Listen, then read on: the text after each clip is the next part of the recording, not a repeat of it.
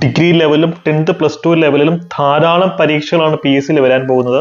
ഇത്രയും വലിയ ഒരു അവസരം നമ്മുടെ മുമ്പിൽ ഉണ്ടായിട്ടും ഇരുന്ന് പഠിക്കാൻ എന്തുകൊണ്ടോ നമുക്ക് പറ്റുന്നില്ല. എന്തായിരിക്കും അതിന്റെ കാരണം? പ്രധാനമായിട്ടും 3 കാരണങ്ങളാണുള്ളത്.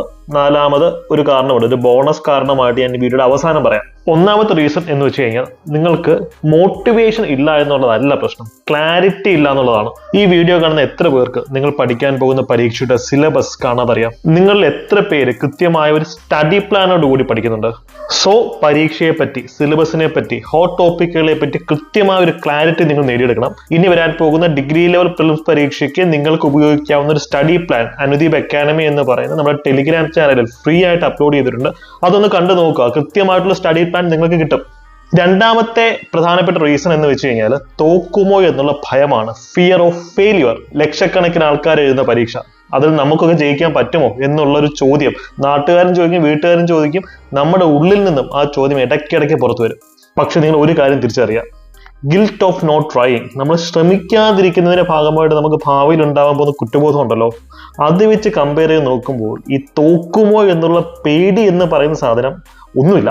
സോ നമ്മൾ ട്രൈ ചെയ്യണം. കൃത്യമായി അച്ചടക്കത്തോടു കൂടി പഠിച്ചു കഴിഞ്ഞാൽ വിജയം നമ്മെ തേടിയെത്തും. നിങ്ങൾക്ക് കുറെ സീറ്റൊന്നും വേണ്ടല്ലോ, ഒരു ജോലി, ഒരു സീറ്റ് മതി. അതുകൊണ്ട് തന്നെ വേക്കൻസികളെ പറ്റി ആലോചിച്ച് ബേജാറാവാതെ ഫുൾ ടോട്ടലിൽ കോൺഫിഡൻസ് ആയിട്ട് പഠിച്ചിട്ടുള്ള ടീംസ് ആണ് റാങ്ക് ഹോൾഡേഴ്സ് ആയിട്ടുള്ളത്. ഫോർ എക്സാമ്പിൾ, ഏറ്റവും വേക്കൻസി കുറഞ്ഞ പോസ്റ്റുകളൊന്നാണ് ഞാൻ ക്രാക്ക് ചെയ്ത അസിസ്റ്റന്റ് ചീഫ് സൂപ്രണ്ട് പരീക്ഷ.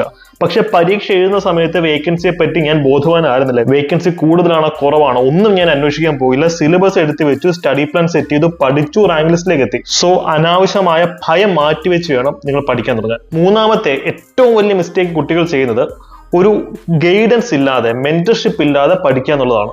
ഇപ്പൊ നമ്മുടെ യൂട്യൂബ് ടെലിഗ്രാം ചാനൽ വഴി നിങ്ങൾക്ക് ഫ്രീ മെന്റർഷിപ്പ് ധാരാളം തരുന്നുണ്ട്.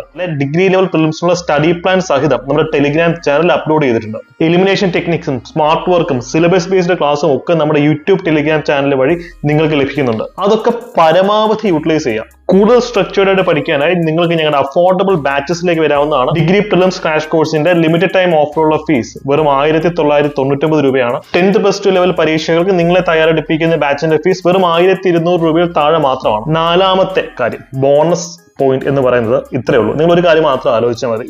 നിങ്ങൾ പഠിച്ചാലും പഠിച്ചില്ലെങ്കിലും PSC പരീക്ഷകൾ നടത്തും, റാങ്ക് ലിസ്റ്റ് പ്രസിദ്ധീകരിക്കും, ധാരാളം ആൾക്കാർക്ക് ജോലിയും കിട്ടും.